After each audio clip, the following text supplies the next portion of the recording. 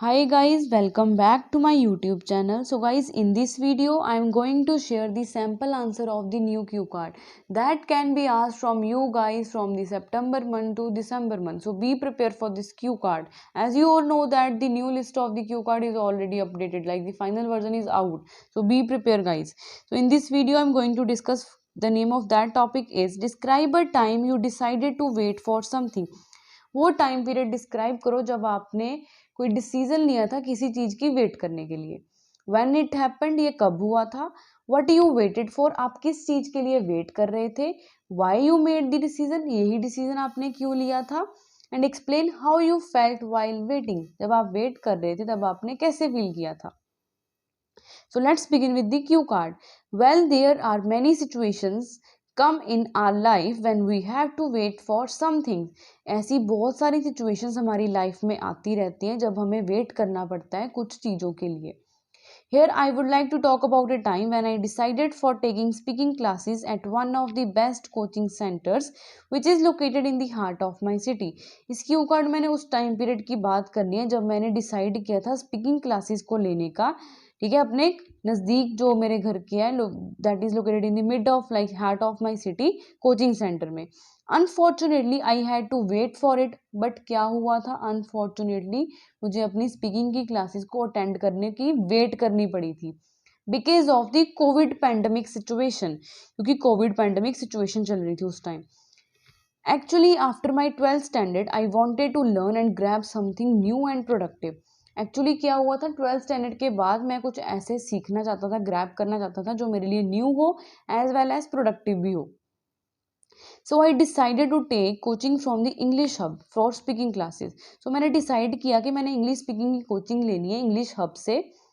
However, the COVID situation was at its peak level. But जो Covid situation थी वो अपने पीक लेवल पे थी. The number of Covid cases was increasing at that time. उस time की बात है, जो कोविड के केसेस थे वो क्या हो रहे थे, वो इंक्रीज हो रहे थे दिन ब दिन.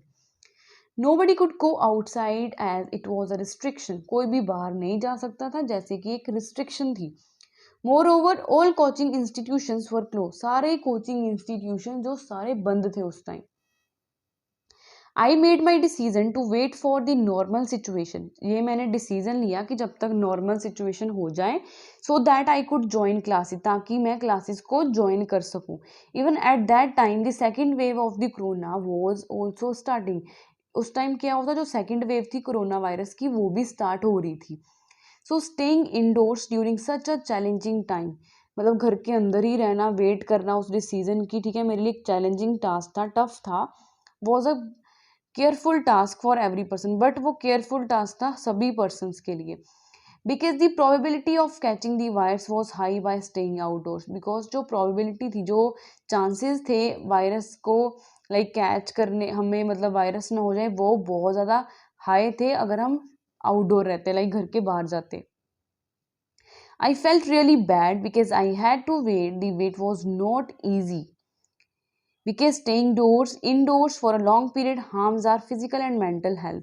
अब मुझे बहुत ज़्यादा बैड फील हुआ था क्योंकि मुझे वेट करनी पड़ी थी.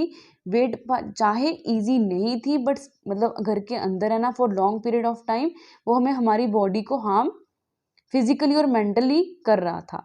But the Covid wave was at its peak level, so my family and I remain safe bye staying at home.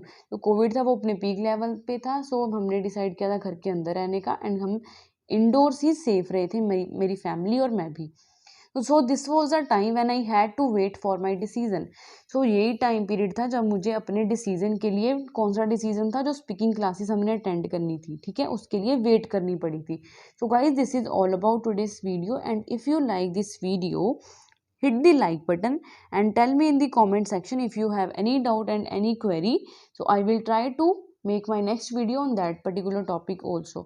So guys, share this video with your friends, and thanks for watching this video.